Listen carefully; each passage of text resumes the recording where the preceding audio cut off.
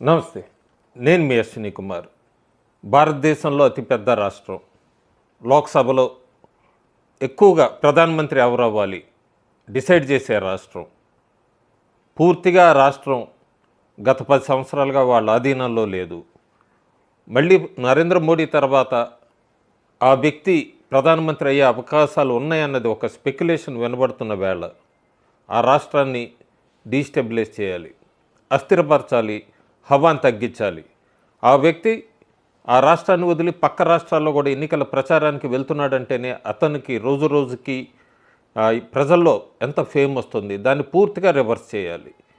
ఇదే జరిగింది గత 48 గంటలుగా. దీని వెనక ఏ శక్తులు ఉన్నారు? నేను మాట్లాడుతున్న రాష్ట్రం ఉత్తరప్రదేశ్.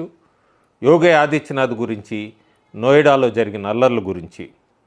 పూర్తిగా ఉత్తరప్రదేశ్లో గత కొన్ని నెలలుగానే ఏటీఎస్ పూర్తిగా రైడ్స్ చేస్తుంది. ఎక్కడికక్కడ టెర్రరిస్టుల్ని లేకపోతే టెర్రర్ ప్లాన్స్ని మొత్తం అంతా కూడా ఫెయిల్ చేస్తుంది. టెర్రరిస్టులను అరెస్ట్ చేస్తుంది. టెర్రరిస్టులు బయట దేశం నుంచి కాదు, భారతదేశంలోనే ఉన్నారు. భారతదేశంలోనే బయట నుంచి వాళ్ళకి సహాయాలు అందుతున్నాయి. ఇవన్నీ కూడా బయటకు వస్తున్న వేళ మళ్ళీ నేను ఈ వీడియో చదివే టైంకి యూపీ ఉత్తరప్రదేశ్లో వారణాసిలో ఆరిఫ్ అన్సారీ, అతను 20 ఏళ్ల కొడుకుని అబూ బకీర్, ఇతను నీట్ కూడా ప్రిపేర్ అవుతున్నాడు, నీట్ యాస్పిరెంటు, వీళ్ళని అరెస్ట్ చేశారు.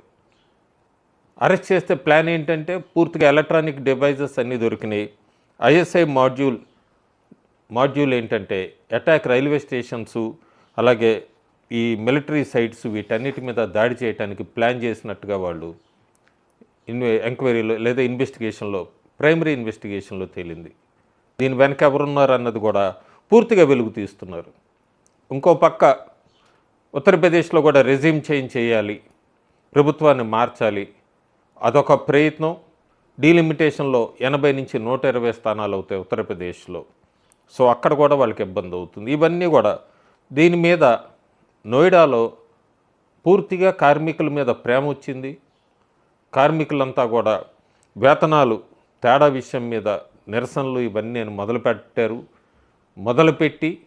మొదలుపెట్టిందంతా కూడా హింసాత్మకంగా మారినాయి. ఈ ఢిల్లీ ఎన్ఆర్సీ ప్రాంతంలోని అన్ని ఇండస్ట్రియల్ ఏరియాల్లో ఒకేసారి కోఆర్డినేట్ చేసినట్టుగా వీళ్ళందరూ ఏదో అనుమానం తలెత్తుంది. ఎందుకంటే 5 నగరాలు, 5 కంపెనీలు, ప్యాటర్న్ సేమ్. నోయిడా చూసుకుంటే మనం హొజేరియే కాంప్లెక్స్ ఫేజ్ 2 సెక్టర్ 60 ప్రాంతాల్లో ఘర్షణలు. గ్రేటర్ నోయిడాకి వెళ్తే మనం ఎకోటెక్ ఇండస్ట్రియల్ ఏరియాలో వేలాది మంది కార్మికుల నిరసన. మనేసర్ హర్యానాలో ఉంది. ఆటోమొబైల్ మ్యానుఫ్యాక్చరింగ్ యూనిట్లో అల్లర్లు జరగటం. ఫరీదాబాద్ ప్రధాన ఇండస్ట్రియల్ ఏరియాల్లో టెన్స్ ఉద్రిక్తత. గురుగ్రామ్లో హర్యానా వేతనాల పెంపు తర్వాత కూడా ఈ వేతన సమానత కోసం నిరసనలు. ఇవన్నీ కూడా చూస్తుంటే హిడెన్ హ్యాండ్, దాచిన చెయ్యి ఏమన్నా ఉందా? ఎందుకంటే ఒకేసారి 5 ప్లేసుల్లో కోఆర్డినేట్గా ఎవరో కమ్యూనికేట్ చేసినట్టుగా అల్లర్లు ఎట్ ఏ టైం జరగటం. ఇంటెలిజెన్స్ ఏజెన్సీలన్నీ కూడా అవుట్ సైడర్స్, బయట వ్యక్తులు లోపలికి వచ్చి ఈ గార్మెంట్స్ ఫ్యాక్టరీలో అగ్ని ప్రమాదాలు, రాళ్ళు విసిరేలాగా రెచ్చగొట్టారని కూడా పరిశోధిస్తున్నారు. ఎందుకంటే పోలీసు వ్యాన్స్ని తగలబెట్టడం, పోలీసుల మీద రాళ్ళు వేయటం, ఇదంతా కూడా కార్మికులు చేసే పని కాదు. ప్రస్తుతమైతే ఢిల్లీ యూపీ సరిహద్దుల్లో భారీగా పోలీసు బలగాలు, అలాగే ఈ మరిన్ని అల్లర్లు జరగకుండా చూస్తున్నారు. కంట్రోల్ రూమ్స్ ఇవన్నీ కూడా అరేంజ్ చేశారు. ఇదేదో సాధారణ కార్మికుల సమస్య కాదు. దీని వెనక ఒక పెద్ద కుట్రకోణం, ప్రణాళిక, ఇదంతా కూడా బయటకు వస్తుంది.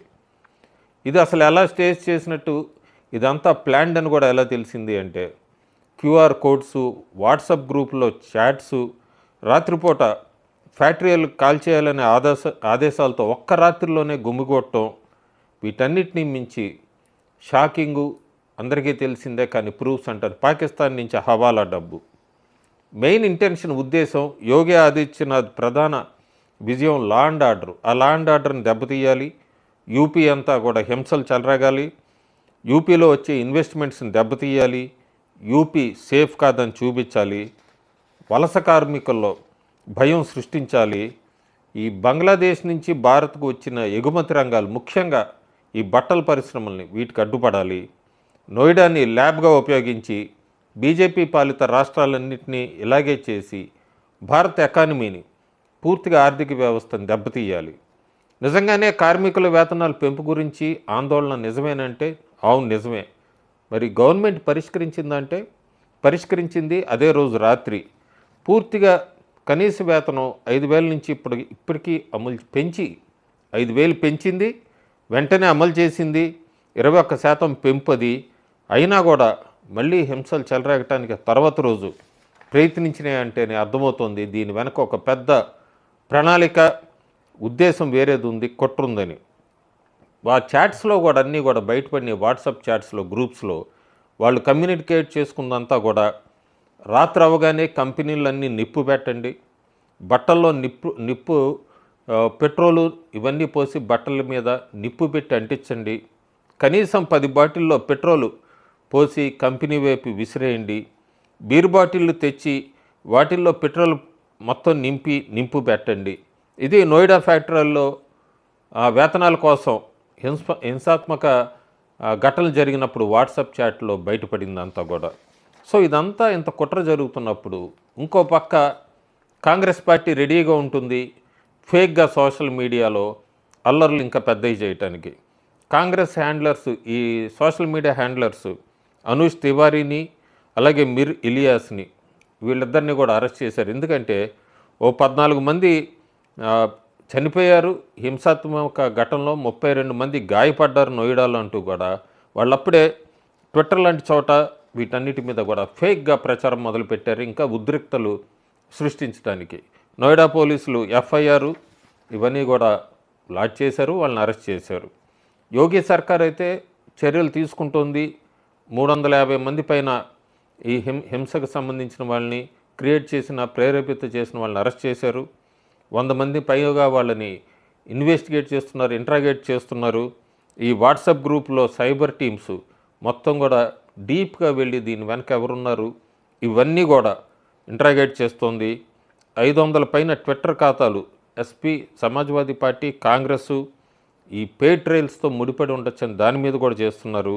ఇవన్నీ కూడా వీళ్ళు ప్రస్తుతం ఇంట్రాగేట్ చేస్తున్నారు. అయితే దీని వెనక అసలు ఎలాంటి వాళ్ళు చొరబడ్డారు, ఏం జరిగింది? Revolutionary workers party of India, ఇది RWPI, నోయిడాలో హింస జరిగిన దాని వెనక లోపల గదిలోకి వెళ్తే 2026 ఏప్రిల్లో రూపేషు, ఆకృతి, మనీషా ఇట్లాంటి కొంతమంది యాక్టివిస్టుల్ని ఈ Noida botanical garden metro station దగ్గర అరెస్ట్ చేశారు. వాళ్ళు పూర్తిగా నోయిడా హోజియరీ కార్మికుల వేతనాల ఆందోళనకి మద్దతు ఇస్తున్నట్టుగా చెప్పుకున్నారు. కానీ అసలు కార్మికులు ఎవరు కూడా ఆ ప్రొటెస్ట్లో పెద్దగా కనిపించలేదు మనకి. అదే సమయంలో మనేసార్లో మరో బృందం సన్నీ, సార్దక్, శ్యామ్మూర్తి, వీరేంద్ర, ప్రిన్స్ వీళ్ళందరూ కూడా కార్మికుల కోసం సమ్మెని నిర్వహించడం అన్నట్టుగా ముందుకొచ్చినప్పుడు అరెస్ట్ అయ్యారు. ఈ 2 చోట్ల కనిపించింది same pattern, same group, Mazdoor Bigul Mazdoor Dasta ఆ సంస్థలకు చెందిన కార్యకర్తలే. వీళ్ళందరూ కూడా RDPI, revolutionary workers party of India, అలాగే బహుముఖ ఆందోళనకి సంఘం ఇదంతా దీనికి సంబంధించిన వాళ్ళే. వీళ్ళు ఎవరు అంటే, ఈ ఆర్గనైజేషన్ ఎవరిది అంటే 1996లో లేట్ కామ్రేడ్ అరవింద్ ఈయన ఎస్టాబ్లిష్ చేశాడు. మార్కిస్ట్ థియరీస్ కలిగిన అభినవ్ సిన్హా దీనికి నాయకత్వం వహిస్తున్నాడు. దీని వెనక వీళ్ళు కార్మికుల్ని కామ్రేడ్స్ అని పిలుస్తారు. ఏప్రిల్ 11న ఎవరైతే ఈ యాక్టివిస్టులు రూపేష్ వీళ్ళందరూ అరెస్ట్ అయ్యారో వీళ్ళందరూ కూడా ఈ ఢిల్లీ NCR ప్రాంతంలో ఇండస్ట్రియల్ బెల్ట్లో ఇలాంటివే కోఆర్డినేట్ చేసి అల్లర్లు సృష్టించడానికి ప్రయత్నించారు. పూర్తి వెబ్సైట్స్ ఉన్నాయి.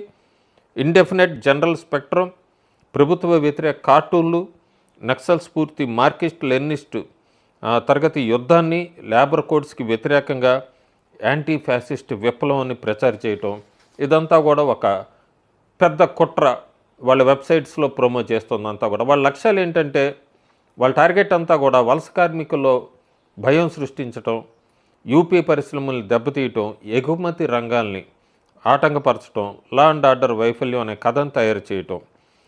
యాక్చువల్గా మనం చూస్తే హింస కానీ ఈ కాల్చివేతలు, ఆస్తి నాశనం లేదా ప్రాపర్టీ డ్యామేజెస్, ఇవన్నీ కూడా కార్మిక హక్కుల ఉద్యమం కాదు అసలు ఇది. యూపీ గవర్నమెంట్ కొన్ని గంటల్లోనే దీని మీద రెస్పాండ్ అయింది, సాల్వ్ చేసింది. ఎక్కడో యోగి ఆదిత్యనాథ్ బెంగాల్లో ప్రచారంలో ఉన్నా కూడా దీని గురించి తెలుసుకొని వెంటనే సాల్వ్ చేశాడు. కానీ ఎక్కడో 1600 కిలోమీటర్ల దూరంలో ఉన్న బెంగాల్లో ఉన్న యాక్టివిస్ట్ సిద్ధాంత్ రాజ్ ఆయన నోయిడాలో ఏం చేస్తున్నాడు క్లియర్గా మనకి. నోయిడాలో ఆయన ఆ స్టేజ్ మీద చూస్తే ఆయనతో పాటు కొంతమంది ఆర్డబ్ల్యూపీఏ యాక్టివిస్టులు వీళ్ళందరూ ఎవరిని రెచ్చగొడుతున్నారు? అక్కడ ఇష్యూ సాల్వ్ అయినా కూడా ఇదేదైనా సహజ కోపమా, లేదంటే ప్లాన్ చేసి ప్రచార యుద్ధమా? ఇంకో పక్క బెంగాలీ కార్మికుల్లో లే ఆఫ్ రోమర్ సృష్టించి వ్యాప్తి చేయటం, నోయిడాలో హింసాత్మక అల్లర్లు సృష్టించడం వరకు ఇదంతా కూడా యాదృచ్ఛికం కాదు. దీనివల్ల రాజకీయంగా చాలామందికి లాభం ఉంది. ఇదంతా కూడా ఖచ్చితంగా ఎంక్వైరీ చేయాలి. పాకిస్తాన్తో సంబంధం ఉందని కూడా నిరసనలో బయటపడడం ఒక భయంకరమైన హెచ్చరిక, వార్నింగ్ అని చెప్పచ్చు. ఎందుకంటే ఎక్కడి నుంచైనా ఇన్ఫ్లమేటరీ అంటే రెచ్చగొట్టే సోషల్ మీడియా పోస్టులు ఇవన్నీ చూపిస్తున్నాయి. కానీ మనం క్లియర్గా చూస్తే పాకిస్తాన్ దాకా వెళ్ళిపోయిందంటే ఒకటే అర్థమవుతుంది, నోయిడా దాకా అదే టెంప్లెట్. అంటే కొన్నిసార్లు బయట శక్తులు రెచ్చగొడతాయి, కొన్నిసార్లు భారతదేశంలోని రాజకీయ పార్టీలు ఇవన్నీ కూడా చేస్తూ ఉంటాయి. చాలా జాగ్రత్తగా ఉండాల్సిన సమయం. ఒక పక్క పార్లమెంట్లో ఉమెన్ రిజర్వేషన్ బిల్లు, సార్ప్ దాని మీద, డీలిమిటేషన్ మీద, అప్పుడే సౌత్ ఇండియా నార్త్ ఇండియా అని తీసుకొని వచ్చారు. దాని మీద కూడా వీడియో చేస్తాను. కానీ ఇది చాలా కీలకమైన సమయం. ఇంకో పక్క ఉత్తరప్రదేశ్, ఒక పక్క మహారాష్ట్ర టీసీఎస్లో జరిగిన ఈ లవ్ జిహాద్వి, ఇలాంటివన్నీ కూడా బయటకు వస్తున్నాయి. అన్ని కుట్రలు బయటకు వస్తున్నాయి. అలర్ట్గా ఉండాల్సిన సమయం. Thank you.